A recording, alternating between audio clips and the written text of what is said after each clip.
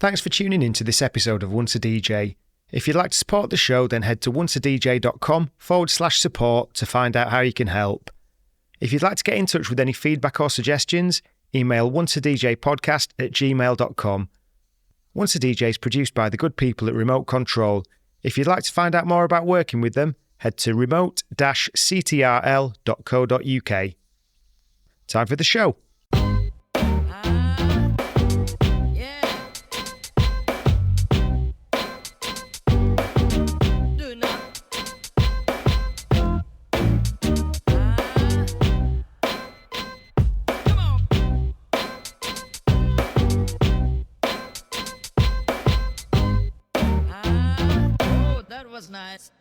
Once a DJ is brought to you with the support of Vinyl Underground Record Store. Since 1993, VU has been shipping new and used underground house, techno, disco, hip-hop, soul and more worldwide from Northampton in the UK. They're your go-to store for upfront releases, repressed classics and deep digging for undiscovered gems. And they're a great crew to deal with who really care about the music and their customers. To show the support to the Once a DJ community, they're giving you 10% off your next order. Just head to vinylunderground.co.uk and use the code ONCEADJ10 at checkout. You also get free UK delivery on all orders over £100. That's ONCEADJ10 at vinylunderground.co.uk.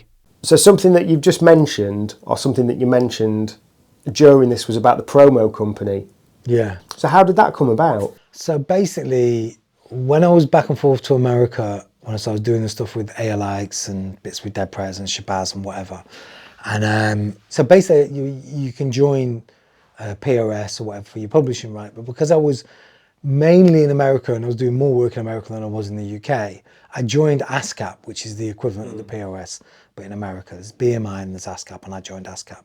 And there was a guy there, because they essentially had an international department for people that were members of ASCAP that weren't from the US. So I got quite a lot of attention, as in there was more support for me, because I wasn't, the international department would have, 300 writers or whatever, as opposed to 300,000. So I met this guy called Gary Ford, and he really liked my music and was trying to plug me in with things. And he was like, you really should meet this lady called Iris Dillon, who became my first manager. And she made her name, really. She was the first one doing kind of radio promo in the way that radio promo is done now or then. So is that kind of idea of you're going to hit up all the college radio, you're going to hit up all the underground DJs. So it was done in, in a very kind of grassroots build up the record way, which it kind of wasn't before. And she kind of pioneered that. So she managed me for a bit, and through her I met someone else that was working with this guy called Thad Barron, who was an A&R at EMI. And Iris was great, and I still get on with her. She's a really talented manager and nice lady. But I think she was kind of like, I can get you a placement with Usher doing this, and I want to put you in with these songwriters. And I was like, I just want to do stuff with the Sons of Man, the underground Wu-Tang artists. There's no part of me that's excited about getting a placement writing or pitching to Usher. Like, I just don't care. Even though from a business point of view, that makes perfect sense. And the rappers I'm trying to work with weren't making any money. But that's what I was interested in. So there was a bit of a mismatch there. And then I was back and forth to the UK, and I came back and I had a meeting with Thad.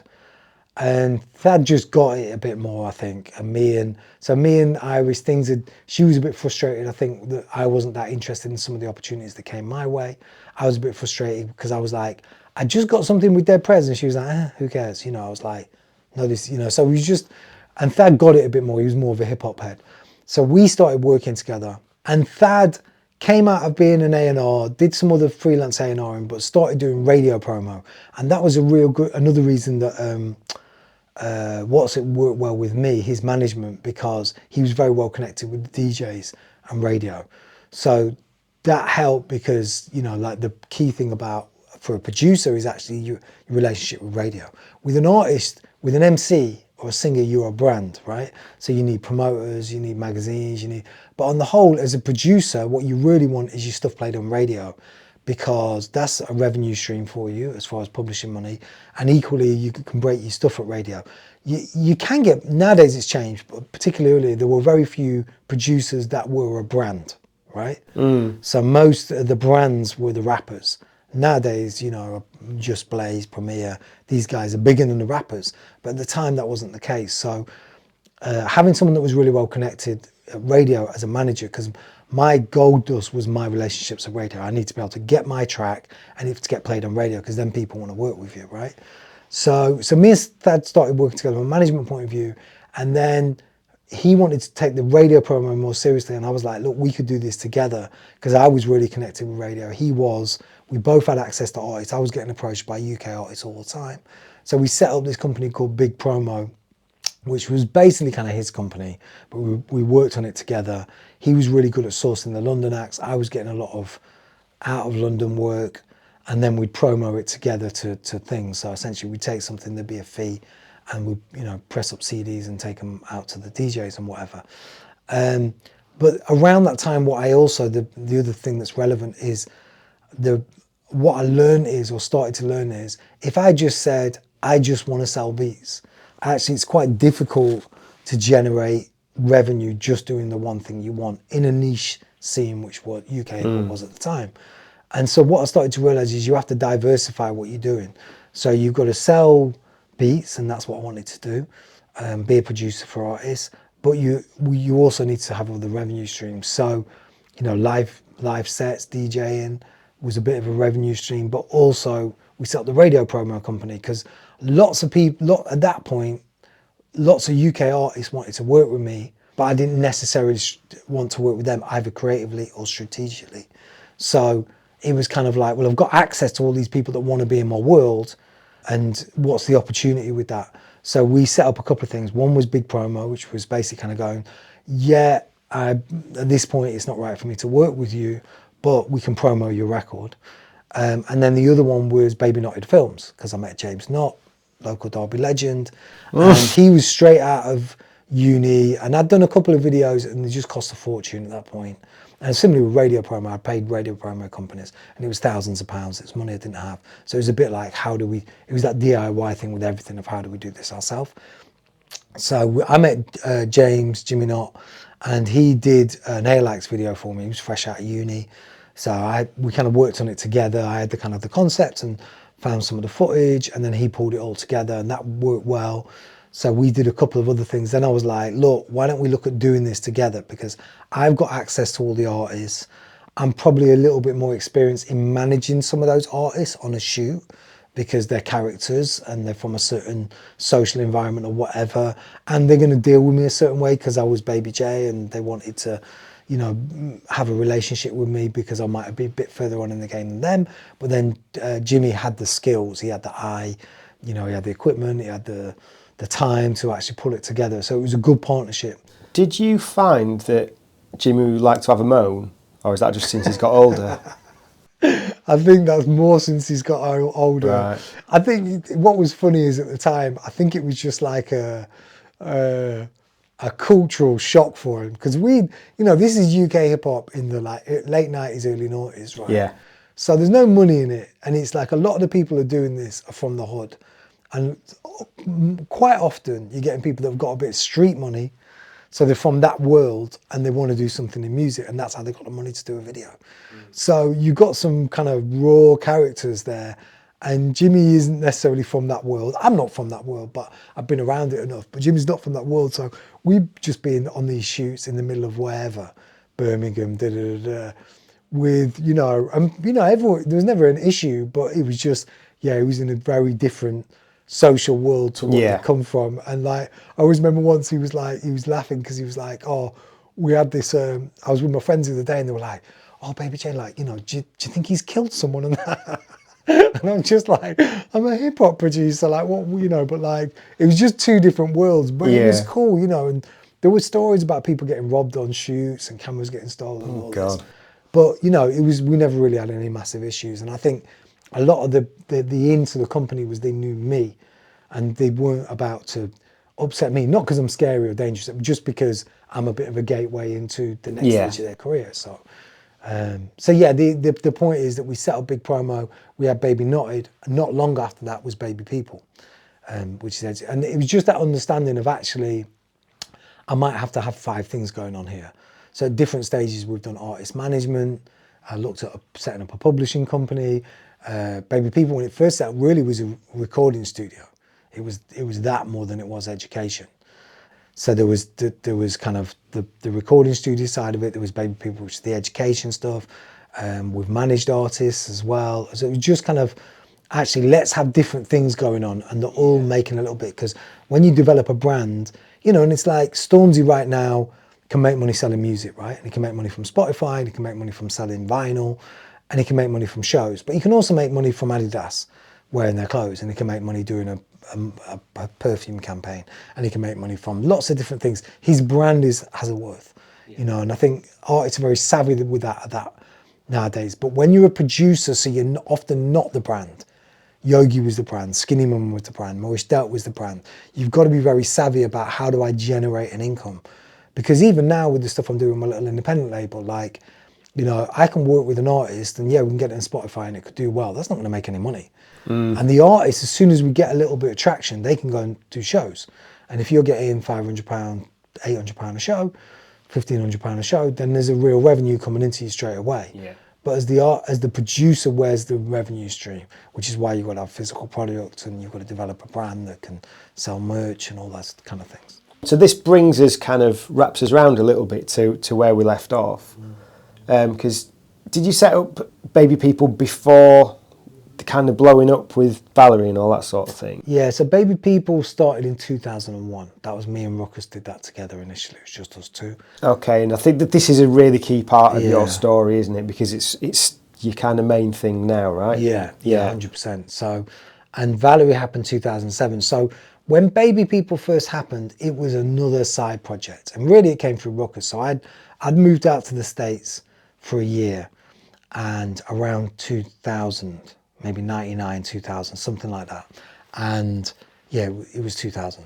And so basically I've been back from 97 to 2000. I was probably in the US more than I was in the UK. You know, we was around those times. So you could do 3 months on a visa, right? A visitor's visa. So I'd go out there, I'd do maybe 6 weeks, maybe 2 months, whatever.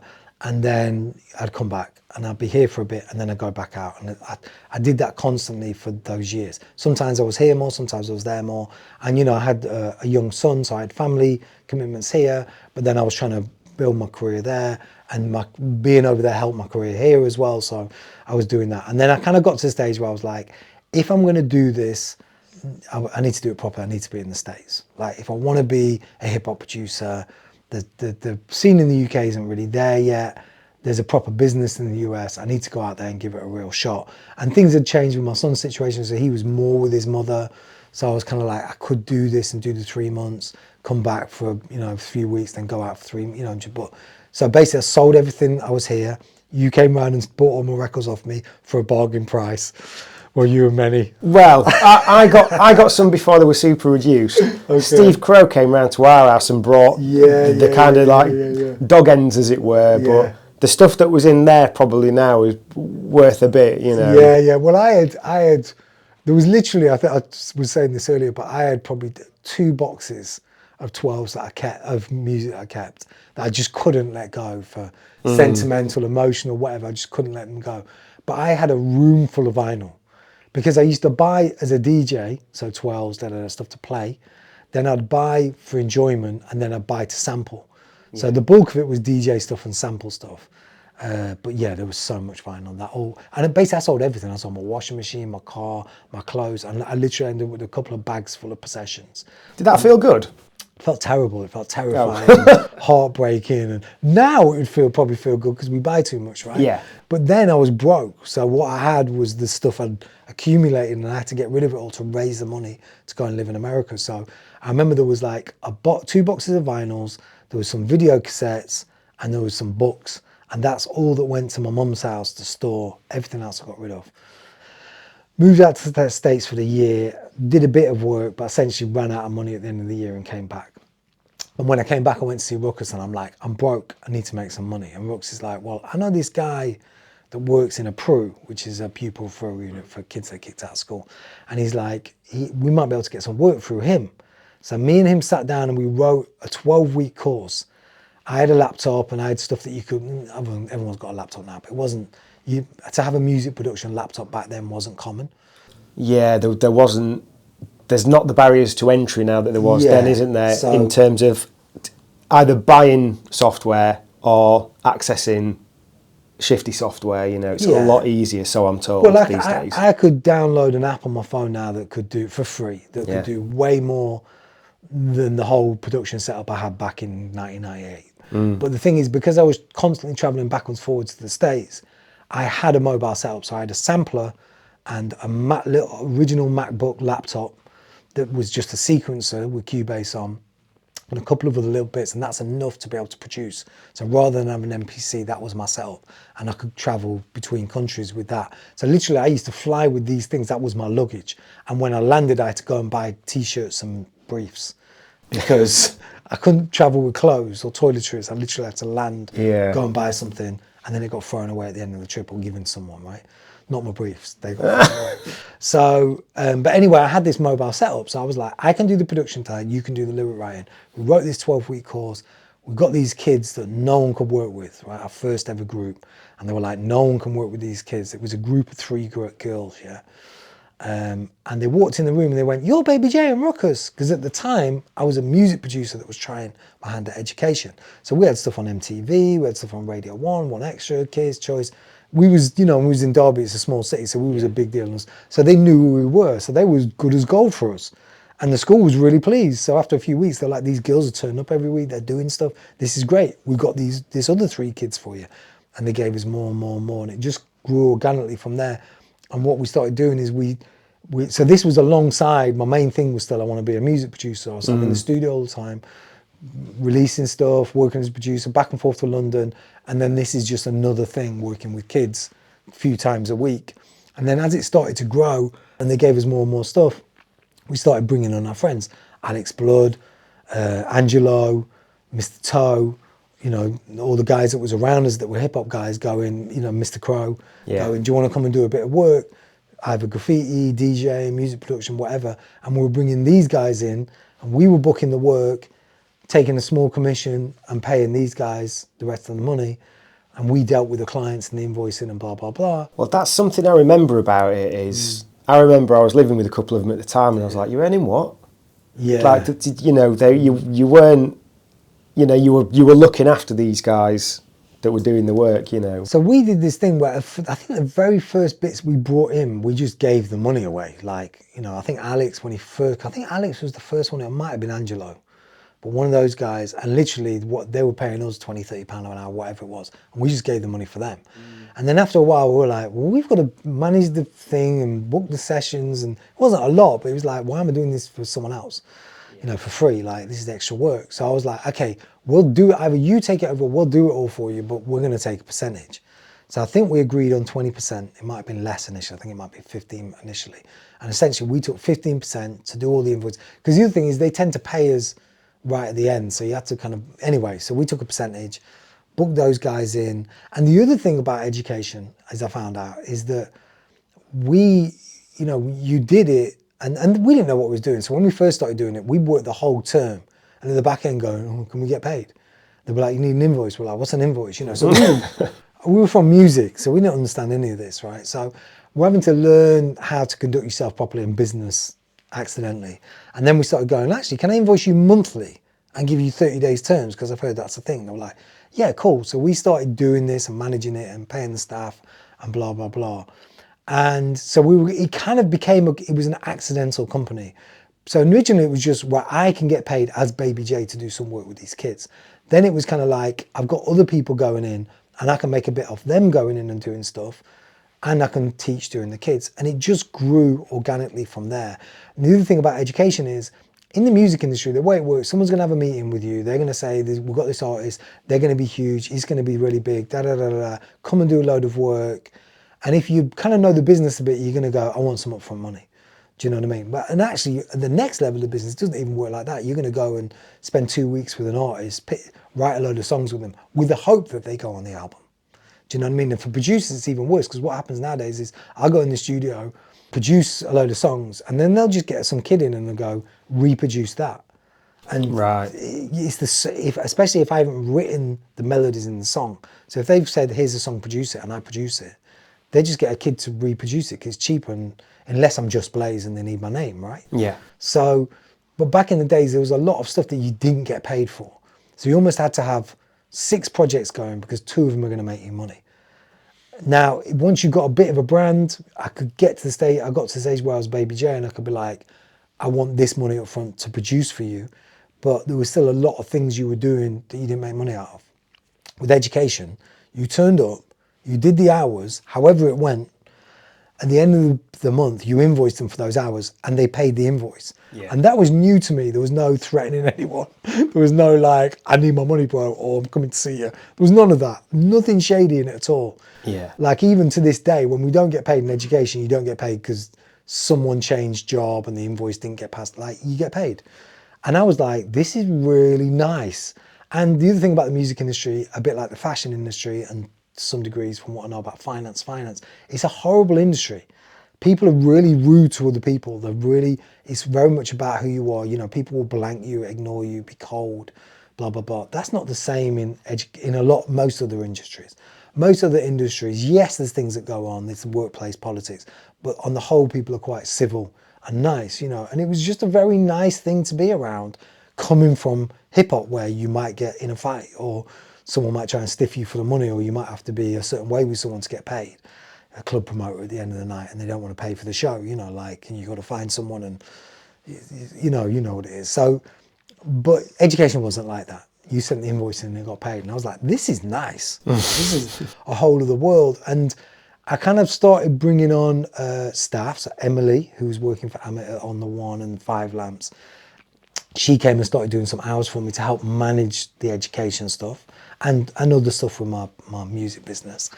And then it just got to the stage where I remember one day just looking at it and going, I've actually made more at the education stuff than I have from being Baby J, the music producer, which was always my main thing. And I just kind of sat there and I was like, you know, I was making money from there was a promo company, there was a video, they were all doing okay. The main thing I wanted to do was Baby J, the producer, and you know, I had a rep and there was big stuff happening, but it didn't always pay. So you could make 60 grand in a month, but then you might not make anything for 10 months. Yeah. Do you know what I mean? Whereas with education, it was every month you were getting paid for the hours that were done. And I was like, I really need to take this more seriously.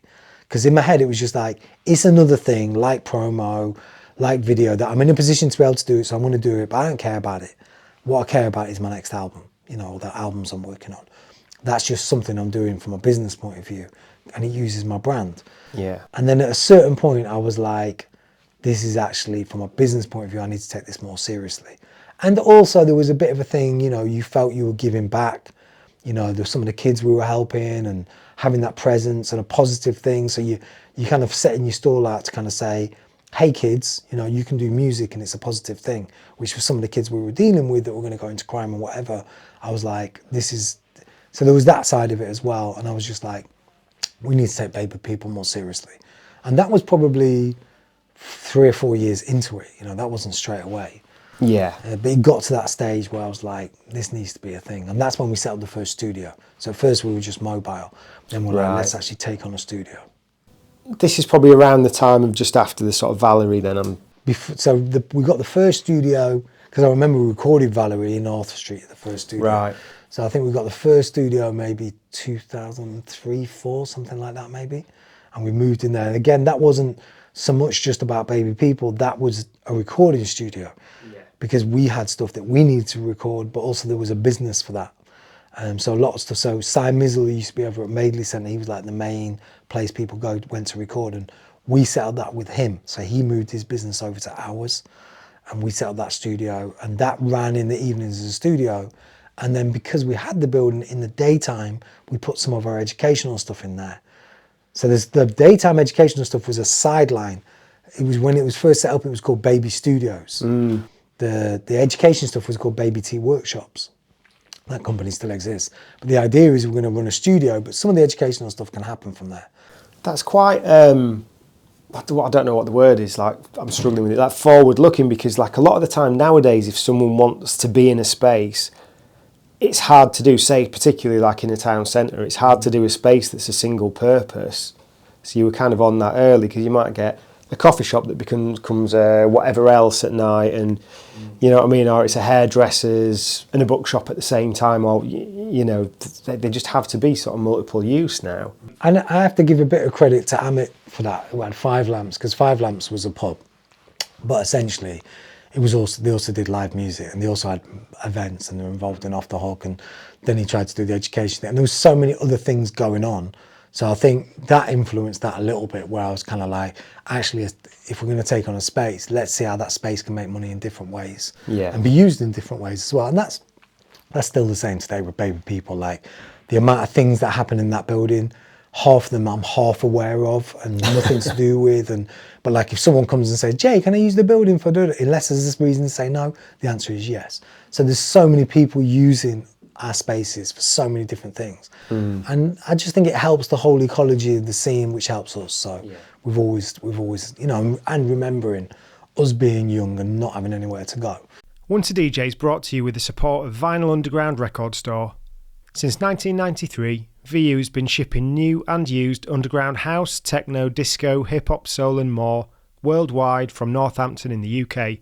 They're your go-to store for upfront releases, repressed classics and deep digging for undiscovered gems. And they're a great crew to deal with who really care about the music and their customers. To show the support to the Once a DJ community, they're giving you 10% off your next order.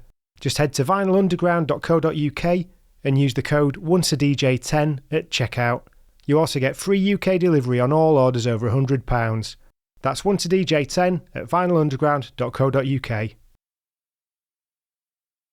I wanted to create a product for the listeners to be able to support the show and for the guests as a token of gratitude for being on, so I've teamed up with Sure Shot Shop to create some Once a DJ 45 RPM adapter clamps. These are my weapon of choice as a 45 adapter, as they add stability and grip to aid you in any setup. These are available for £25 each plus flat fee postage from onceadj.bigcartel.com, and if you'd like to see the other models you can buy and also customise, check out sureshotshop.com. So just going back to the producer side of things then, where did you go after Valerie? Like, what was the next sort of move? Were you able to leverage it? Yeah, definitely. So Valerie brought in a lot of work, and even though when we talked about it earlier and I was kind of saying, you know, we probably spent more than we got paid, the amount of remix work and production work that came off the back of that in the next year and a half. And my album Baby Food came not long after that, which I got a decent check for the record and a decent check for the publishing. I wouldn't have got that without Valerie. So there was a lot of that. It really pushed the profile. And this is just, you know, Valerie was just off the back of Skinny doing so well at Radio 1 and Roots Maneuver doing really well, and artists really kind of getting that kind of daytime push. So it was a really good time. However, around that time, grime went from something that was just happening in Hackney to bigger. And where US hip hop had gone from underground to Puffy and Jay-Z and mainstream, and all of a sudden what an Eminem and a Dre and mainstream white America was buying it, and it wasn't about what was hot in Brooklyn anymore. In the UK, there wasn't that confidence in hip hop being a thing. So what they did is they saw black music was big, getting really big globally, but they championed grime and, you know, that sound and garage. So really that was the direction that the labels went. And I think that's really because it was big in the clubs in London. So your A&Rs and the people that were in a position to put money into black music, they didn't really get hip hop, or they just saw it as an American thing. Whereas actually up and down the country, hip hop was probably bigger than, hip hop was bigger, and UK hip hop was bigger than grime was. But if you went to the clubs in London, you were getting UK garage and grime. So the A&Rs and the people in the industry was like, this is the hot sound. So that's why you got Dizzy and Kano and Lethal B and all that stuff. The money got pumped into that because that's what they were seeing in the clubs in London. And you were outside of Kung Fu and a couple of nights, there wasn't really that thing going on with hip hop. So no one was throwing money into UK hip hop. They were just like, yeah, it's a copy of what's happening in America. It's not going anywhere. Actually, you go 360 now, and a lot of the music that these pop, rap, hip hop artists is more hip hop than it is grime. Do you know what I mean? Yes, there are some people that are very grime or very drill, which is, you know, a derivative of grime. But essentially, I would say hip hop the music that's out there now has probably got more to do with Kalashnikov and Skinny Man and Rodney P than it has DWE and Jammer and, you know, those guys, you know. So I think, obviously it's a merge, but I think we're heading more in the direction of hip hop. But I think at that junction in time, for me, what happened was grime came out. So, you know, I knew Wretch 32 and Kano and Bruiser and Lethal B and these guys, and they knew me, and there was a mutual respect. And I probably could have said, let me give you some beats, and that would have been warmly received. But the reality is they would have wanted me to produce something different for them. Yeah. That was fitting with where the direction they were going. And from a business point of view, that would have been the smart money. But I didn't want to do that. I was still really interested in hip hop. So my hip hop, if anything, was going slightly left. It wasn't going towards the kind of drill and grime sound. So whilst I had access to get some Wretch 32 and these guys, I wasn't really sending them beats. Yeah. And whilst those guys knew me and I'm sure would have, and respected me and I'm sure would have listened to anything I'd sent, I knew there was no point because what I was going to send them wasn't really right. Do you know what I mean? So it just felt like the doors were closing on the sort of music I was doing. So it was kind of like, and even in America, the sound had become much more polished. You know, I was into the underground stuff. So I kind of had this thing where one of the businesses I'd set up was starting to do really well, the education business. And at the same time, my brand had never been bigger, and the checks that I was getting paid for music had never been bigger, but in the same breath, I could see the end coming because it just wasn't really in fashion anymore. Like at the end of Baby Food, which tied in with the kind of the second Ronson tour we did and with Jay-Z and everything, we were doing really big stuff and I could get meetings in labels and all the rest of it, but I knew the stuff I was doing just wasn't fashionable. Do you know what I mean? So yeah, you were going away from sampling as well, weren't you, at that point? So Baby Food, that was the first album I did where I sort of stopped sampling. And again, I was trying to do a bit more of I think, you know, being around some of the stuff I was doing with the remixes, so I was getting sent bands, like there was the Valerie thing, but there was also, then I remixed the whole album for Mark Ronson, which I kind of brokered doing with him. And then I got like King Blues and I did this India IRE thing, and there was lots of remixes coming in that I was getting paid to do. And most of it was live music. So I was kind of like, actually I can do this. I can work with, you know, stems of instruments and session musicians. And because there was already a musical thing there, I was having to bring in session musicians to play bits and, you know, replay stuff and da-da-da. And I was getting better at doing that on keys and stuff. So I was kind of like, let me explore this as a sound. And, you know, and I've always listened, as we do as DJs, like to a very varied array of music. So it wasn't like I just listened to hip hop, because to sample, you've got to listen to everything. So I'm like, you know, there's a lot of music that I really love, and a lot of music that was coming out that I loved at the time, like MGMT and Empire of the Sun, and what's the French guys called? Justice, that I was listening to, and I'm kind of like, so I'm going to do my hip hop thing, but maybe I'm going to experiment in this direction a little bit, still with rappers, but this type of stuff. So where I was going creatively was not where the music was going. The music was going harder, simpler, more electronic, you know, more towards dance music, and I wasn't interested in that, you know. So yeah, it felt like the clock was ticking on the sort of music I wanted to make, and the music I come from. If you were making MOP sounding, DJ Premier Gangster sounding beats, and like people were looking at you like either you were really old and out of fashion or you just got out of prison and you hadn't realized that things had moved. Like you were, you know, because you got to remember around that time, the two big things that came out of New York was kind of Dipset, yeah, and Swiss Beats and the whole DMX thing. So there was this moment, and I remember giving M1 from Dead Prez this mixtape I'd done. And it was like my production, different acapellas than some of the rappers that I was working with. So some original stuff and then some remixes. And I gave it him and he had it for a couple of weeks. I was like, what do you think? And he was like, I love it. I think this is dope, da da da. But he goes, I just think those guys, this is a New York thing, but them guys in their Jeeps who had really, you know, like in LA, you have the low riders within, you'd have like the Cherokee Jeep, but you'd have a really big bass sound system in there, right? And he's like, those guys, I just don't know if the quality is there for them. And it was like, there was this moment where it was all about Swiss Beats, Rough Riders, you know, that big booming stuff that worked in the clubs. that protect your neck sound was done.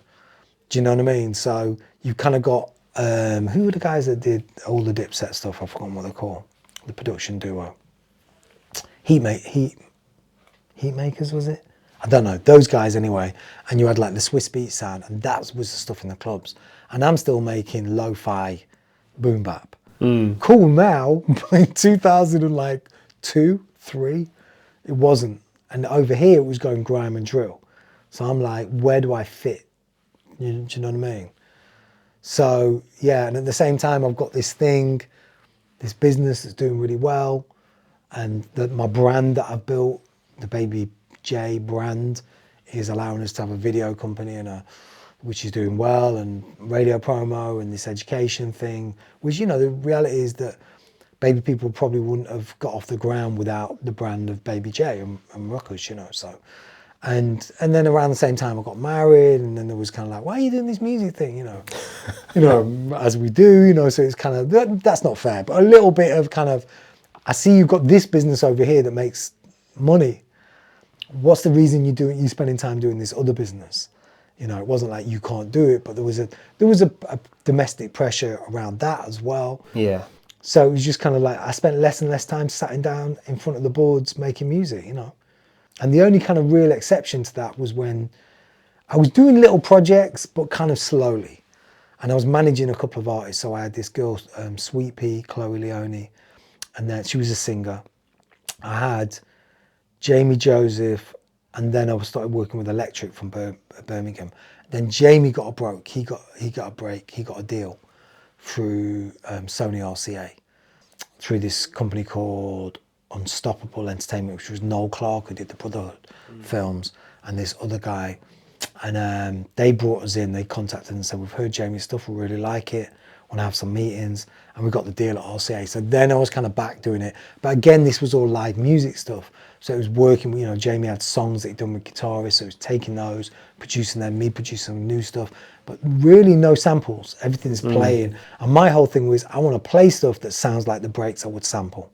Do you know what I mean? Which had come from the lineage of how I'd learned to produce, because like I said before, I used to listen to DJ Premier and Riz and go, they sampled a bass sound and a piano sound and played it, you know, programmed it in. They used chops or played stuff where they had loops, but I just didn't know the loops because I didn't have access to the music. So I presumed that all this stuff was programmed. So that's how I'd learned to produce. Yeah. So actually going from that to, I'll just play a chord on a piano, and I'll, you know, or get a piano individual note from a record and then play a chord using that, because then I've got that texture of the sound. Then I'll mess it up and fuck it up to make it sound dirty and old, and learn that art. And then I can make it sound like an old break. So I spent a lot of time finding the right sounds, sampling musicians, and then fucking up those sounds to make them sound like they're off a record. So a bit of distortion, putting crackle behind it, a bit of hiss, you know, a little slow bit of warp at 33 BPM, like you're gonna get off the vinyl, all that stuff to get that bend and that nuance to the sound. And that was Jamie's stuff. So Jamie's stuff was like, let's make it sound wrong. You sing over it, and it sounds like an old soul record, but it sounds like you singing over a sample break.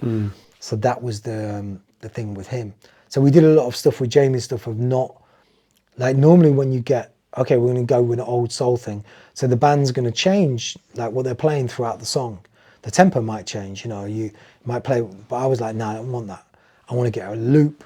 Maybe it's 4-bar, maybe it's 8-bar, but it's going to stay the same the whole thing. And with the musicians in Jamie's band, we used to have a lot of conflict because they were like, we can do this, we can change it. And I was like, nah, you got to play it as a loop. That's the sound we're going for, you know, which sometimes I was wrong, but it was kind of what gave that, you know. That's really interesting though, because like, did you hear that that BBL AI tune recently? It was part of that whole Drake Kendrick thing. And so someone did this like AI soul tune that was like all about Drake having a BBL. And so I think Metro Boomin got the song and did a beat with it, but he just literally put a drum beat over the whole song. And I was listening to that and I'm like, where's the repetition? Like the repetition kind of makes things great in a way. You know, it just does something in your brain. It's like patterns and stuff, isn't it? I mean, music is just patterns. But Well, now we've got this really interesting thing where, because I follow a lot of these new guys, Alchemist obviously isn't new, but you know, your Alchemist, Derringer, Conductor Williams, Beat Butcher, who's from the UK, these guys that are doing that old sound with a slightly different spin. And what I've seen with some of these guys is what they're doing is, so there's them guys where they're producing these tracks for your West Side Guns and Rock Marcy and blah, blah, blah. But then there's another tier of people underneath them that are musicians that are producing stuff and selling it to these guys for them to sample. So obviously you've got, what's the bit, Splice and all these things now where you can just go and get a loop. But it's kind of a world outside of Splice where there's people that's getting their reputation for the people that are creating the stuff for them to sample and chop and distort and mess up. So you've almost got this two-tier thing where you've got people that are making the samples, you've got people sampling these guys that have made the samples, which is what everyone's doing on Splice. And the whole agenda is, how do we make it sound like what Premier was doing or RZA was doing 15 years ago, but with a bit of we might not have drums or, a bit more distortion on the samples. And because there's this thing that we're running out of samples, right? So we're just going to use the same thing Tribe used 5 years ago. This whole splitting of stems that's just happened is really interesting, because I think that will revolutionize, like, these guys that are making the samples. Have I got a use for you anymore? And actually the way I'm going to produce is going to change, because I don't, I can now take the vocal out, just use the piano, the bass, like everything's just got thrown on its head again. So Once a DJ is brought to you with the support of Vinyl Underground Record Store. Since 1993, VU's been shipping new and used underground house, techno, disco, hip-hop, soul and more worldwide from Northampton in the UK. They're your go-to store for upfront releases, repressed classics and deep digging for undiscovered gems. And they're a great crew to deal with who really care about the music and their customers. To show the support to the Once a DJ community, they're giving you 10% off your next order. Just head to vinylunderground.co.uk and use the code ONCEADJ10 at checkout. You also get free UK delivery on all orders over £100. That's ONCEADJ10 at vinylunderground.co.uk. I wanted to create a product for the listeners to be able to support the show and for the guests as a token of gratitude for being on, so I've teamed up with Sure Shot Shop to create some Once a DJ 45 RPM adapter clamps. These are my weapon of choice as a 45 adapter, as they add stability and grip to aid you in any setup. These are available for £25 each plus flat fee postage from onceadj.bigcartel.com, and if you'd like to see the other models you can buy and also customise, check out sureshotshop.com. Yeah, we did a round table with Essa and Cy Specs the other week about all this stuff, and it is mad what can be done. I mean, when that separation gets to studio quality, that's when it's proper game changer. But even now, the stuff I've heard, I haven't even delved into it yet, because I don't use samples anymore. So it's the same as, if you look at an AI image, you look at it closely enough, there's 7 fingers or whatever. Right. Or there's, an elbow sticking out of a rib, or that sort of thing. And there is the audio equivalent. If you're listening to it, there's things missing and things that aren't quite right. Okay.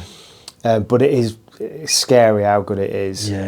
But yeah, like I saw recently about like some people selling some really nice sort of like tape saturated drum loops and things like that. Because I remember, I wouldn't say it's haunted me, but I remember when I sent you some of my beats, say 19 years ago, and I just remember you saying like I needed better drums on him, and I've still never been able to do better drums.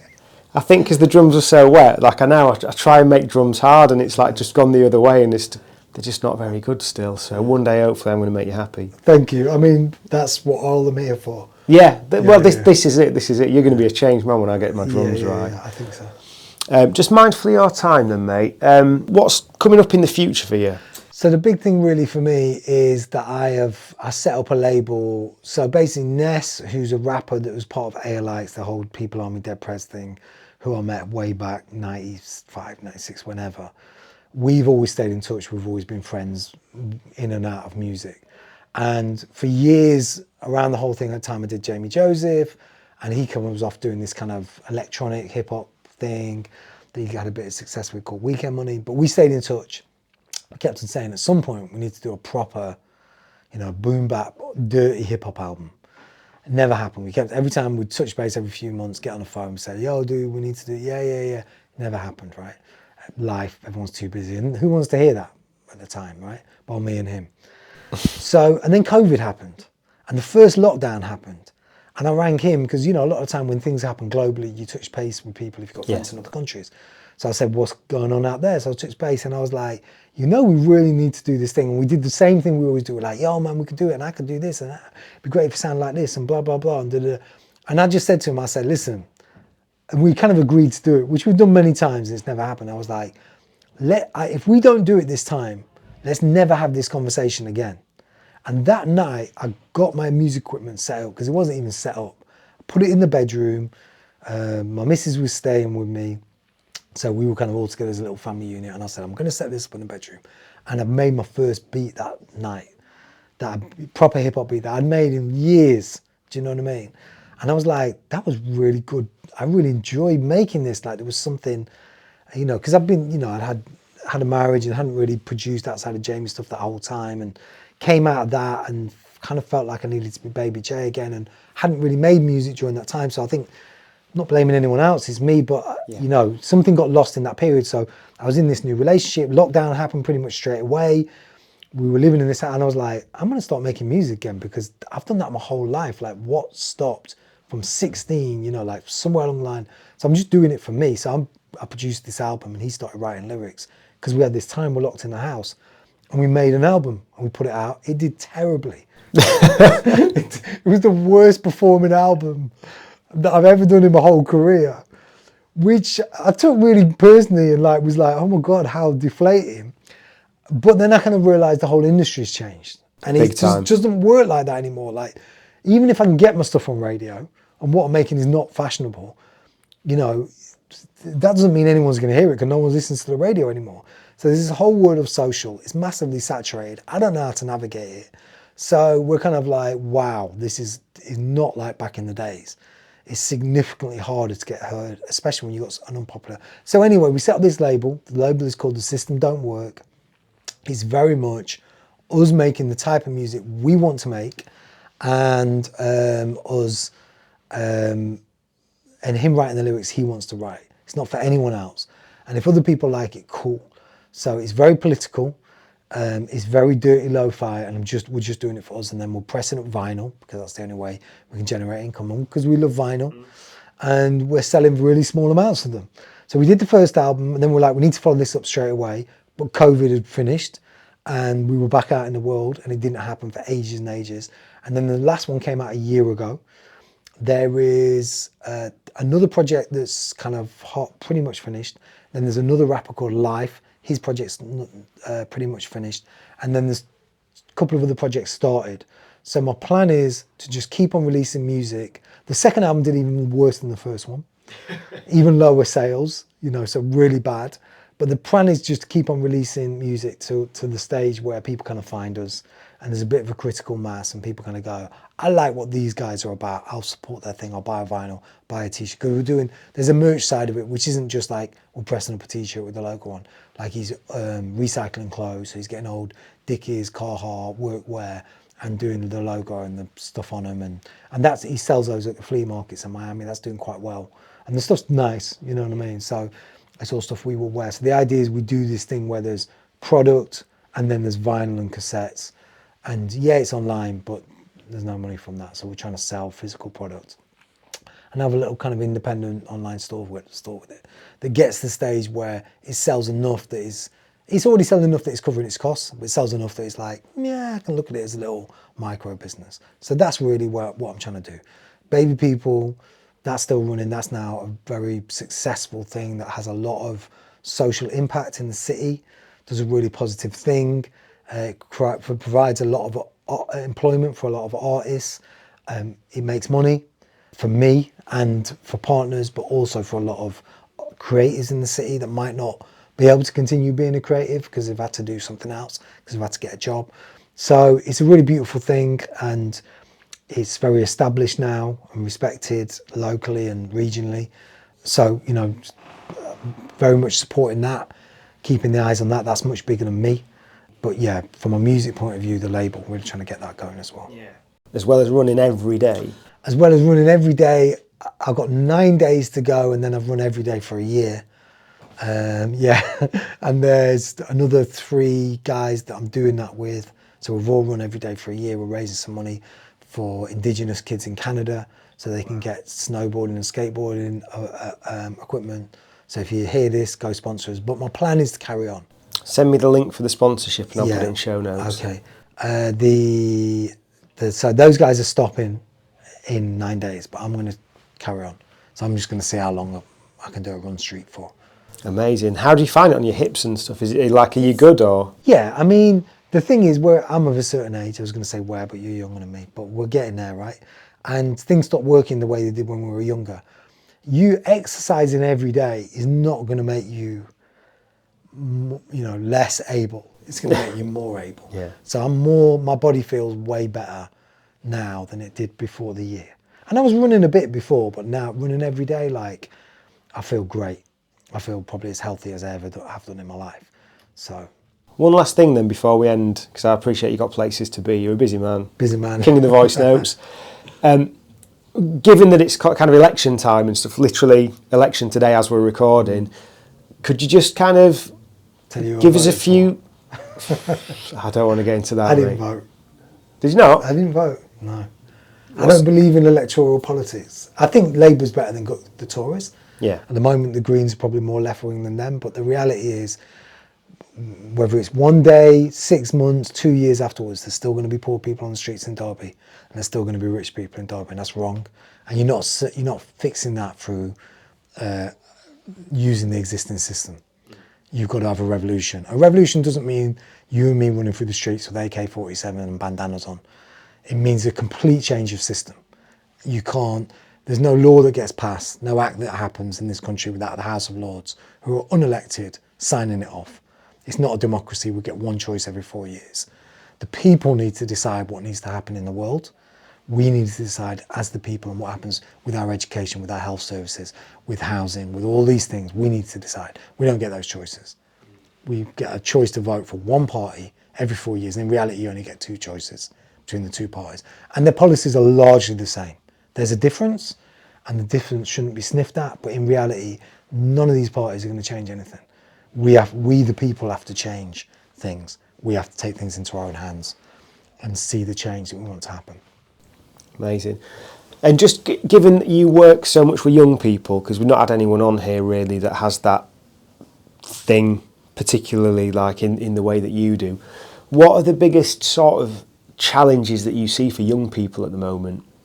For the young people I work with, it's nothing new, or, I could say, oh, it's knife crime or it's social media or whatever, and all those things are a thing, but it's poverty, like most of the kids that we work with that are facing challenges because of poverty and all the things that brings. So bad education, bad healthcare, bad food and nutrition, bad lack of opportunities, lack of employment, substandard education. It's like if you grow up in a poor household, in a poor area, your chances are just bleak from day one.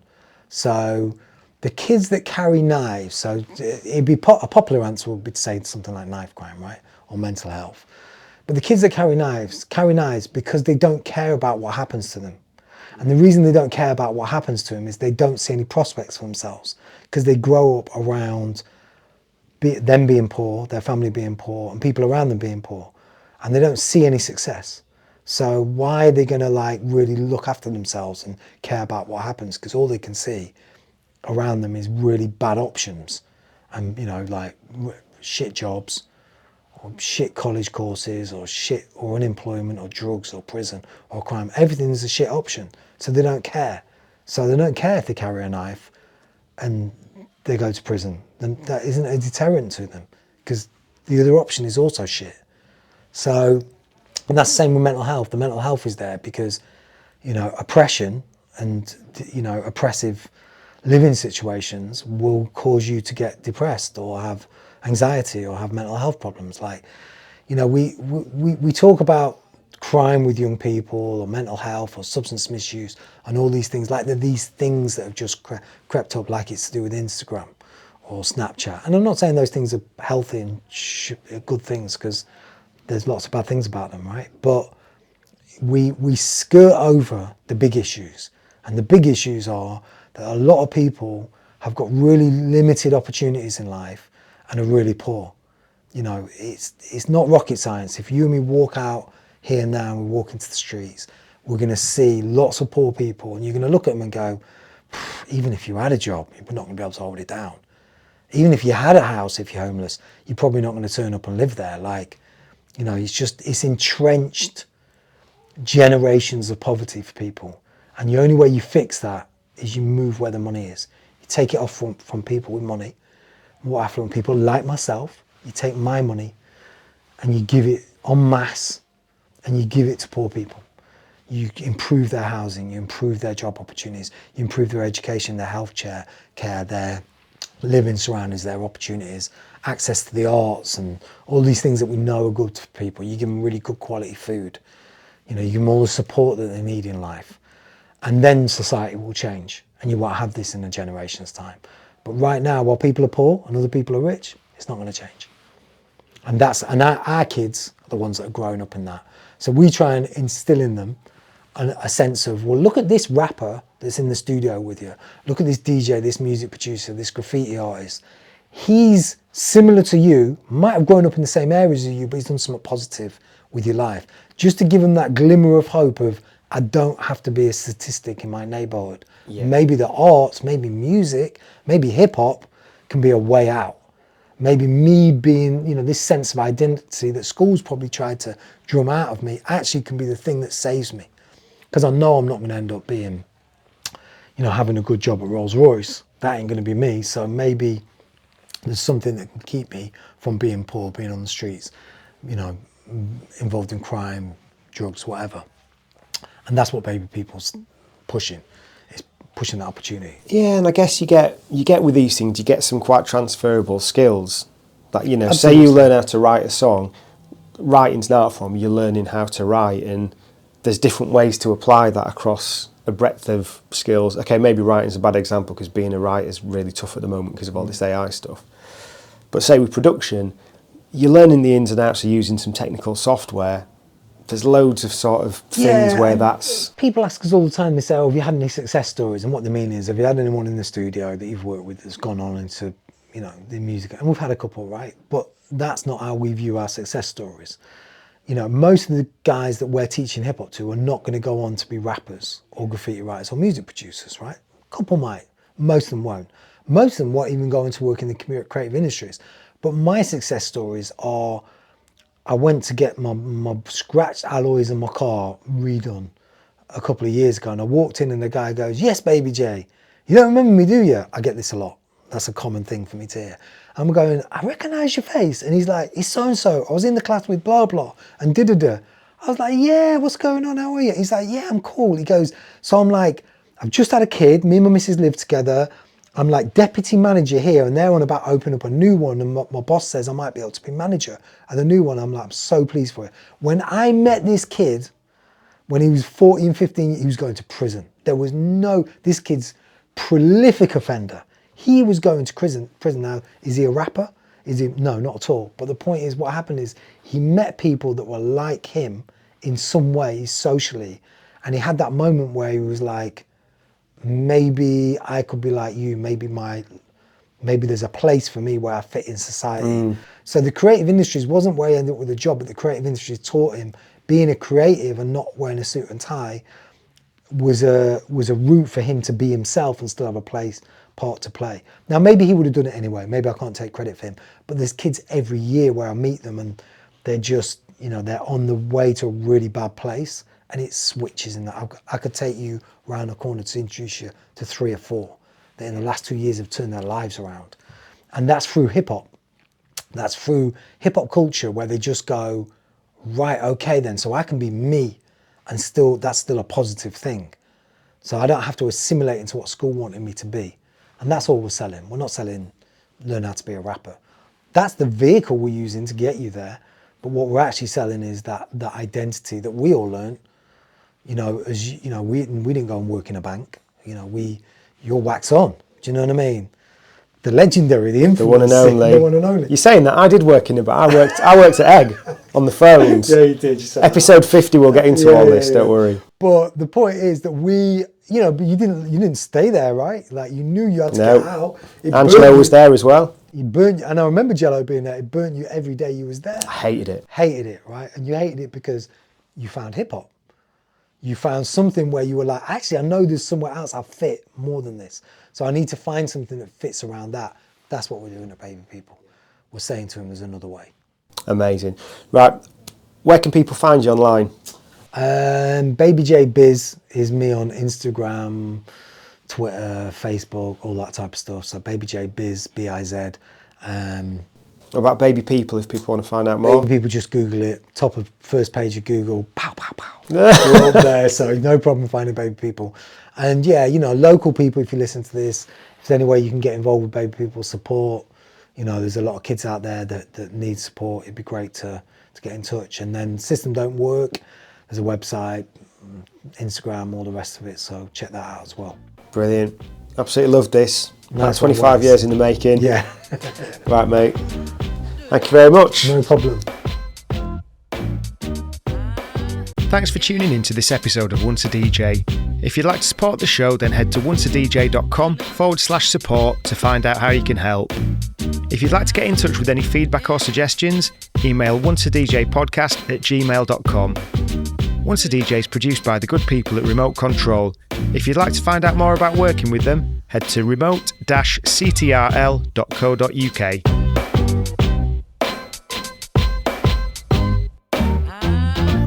That was nice.